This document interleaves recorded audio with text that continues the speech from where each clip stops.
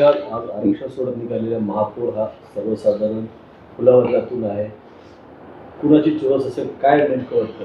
नाही, चुरस अशी आमच्यात नाही मिळत. आमचे सगळे सिनियर आम्ही एकत्र बसू, नगरसेवकांना विश्वासात घेऊ आणि त्याप्रमाणे एकापेक्षा एक असे दिग्गज आमच्यातून निवडून आलेले आहेत. त्याच्यामुळे कोणाला कुठे बसवायचं त्या हिशोबाने आम्ही नक्की विचार करू. आपण काय सांगा की मुंबई महानगरपालिकेमध्ये पेंडिंग लढवणीचे झालेल्या सर्वसाधारण गटामध्ये आक्षेप घेतलेला मुंबई महानगरपालिकेच्या आरक्षण त्यामध्ये काय? नाही, माझं म्हणणं एवढंच आहे का असा नियम कुठेही नव्हता. काय 3 पाहिजेत कमीत कमी SC ST किंवा त्या प्रवर्गातले. मग एक आहे त्याला पण अन्याय होतो ना शेवटी. म्हणजे तुम्ही 3चा नियम केला तर याचा अर्थ हा होतो का तिकडे ST समाजाला कधी न्यायच नाही मिळणार. ते चुकीचं आहे. ही जी आरक्षण सोडत झालेली आहे याच्यावरती तुम्हाला काय वाटतं? पारदर्शक नाही म्हणजे हे चुकीचं, नियमच चुकीचे केल्यात ना. मग पारदर्शकता असेल, सगळं असेल, पण नियम चुकीचा आहे. एखाद्या समाजावर अन्याय करणार आहे.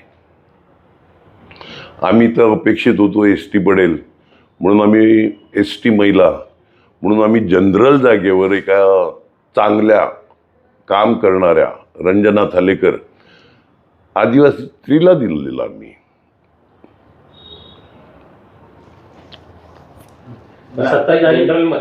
जनरलमध्ये सुद्धा, कारण आपल्याकडे नेहमी सोशल फॉर्म्युला वापरला जातो. नाही, जनरलमध्ये कसं आहे, तिला आम्ही आदिवासी समाजाचं रिझर्वेशन पडलेलं तर तिला डोळ्यासमोर ठेवूनच दिलेलं. आता जनरल जागा आहे, कदाचित पुढच्या वेळी ST पडेल, आणखीन कोणतं पडेल.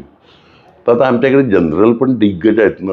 आमचे संघटक सचिव अजीव पाटील आहेत, प्रवीण शेट्टी जे महापौर होते, बरोबर आहे, बेटा भोईरसारखा माणूस आहे, शेखर धुरी आज 40-50 वर्षाचा अनुभव असलेला, अगदी ग्रामपंचायतीच्या सरपंचापासून नगरसेवकापासून सगळी कामं केलेली.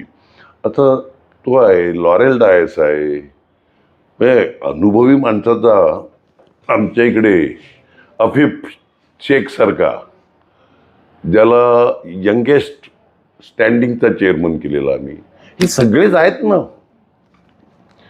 म्हणजे रेस मध्ये भरपूर लोक आहेत. याच्यातला योग्य माणूस सिनियर मंडळींना घेऊन बसू आम्ही, ज्यांनी पक्षाकरता आजपर्यंत काम केलं. अशा सगळ्यांना घेऊन बसू आणि योग्य तो मार्ग काढू. योग्य त्या उमेदवाराला न्याय देऊ.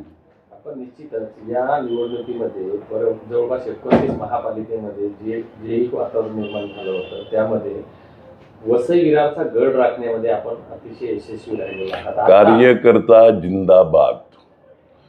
हा गड कार्यकर्त्यांनी राखला. कार्यकर्त्यांनी जे जीवापाड मेहनत केली, नमस्कार त्यांच्या मेहनतीला. कोणतीही अपेक्षा न ठेवता रजा काढून सगळ्यांना निवडून आणलं ते कार्यकर्त्यांनी. त्या आरक्षण सोडतीवर सत्ताधाऱ्यांचा दबाव असल्याचं वाटतंय का? नाही, दबावच नाही, नियम चुकीचे आहेत. मी एवढंच बोलला. दबावाचं कसं काय असू शकेल? शेवटी लोकांच्या समोर चिठ्ठ्या पडल्या असतील. म्हणजे एक्झॅक्टली आम्ही तर गेलो नव्हतो. नियमात बदल केला नाही, नियमात बदल केला हे चुकीचं आहे. पण जे तुमच्याकडचे होते आता भाजपमधून जे निवडून आलेले आहेत त्यांना काय संदेश असेल? काय नाही, शुभेच्छा. आता आपले कार्यकर्त्यांना निवडून आलेल्या सगळ्यांना 115 लोकांना शुभेच्छा. निवडून आलेल्या 115 लोकांना शुभेच्छा. आपण तुमच्यासाठी कार्यकर्त्यांनी काम केलं, आता त्रास द्यायला सुरुवात झाली आहे, त्याच्यावर काय बोलणार?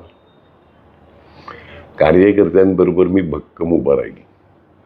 मला कळलं कोणाच्या हॉटेलमध्ये रेड टाकणं, हे करणं, पोलिसांचं धमकी देणं वगैरे वगैरे हे चाललेलं आहे. दुर्दैव आहे लोकशाहीमधलं, लोकशाहीतलं दुर्दैव आहे. कार्यकर्त्यावर अन्याय केलेला चालणार नाही. शेवटी सत्तेत आम्ही आहोत इकडे महानगरपालिकेत. तुम्हाला पण न्याय आमच्याकडूनच मिळणार आहे, एवढं लक्षात ठेवा सगळ्यांनी.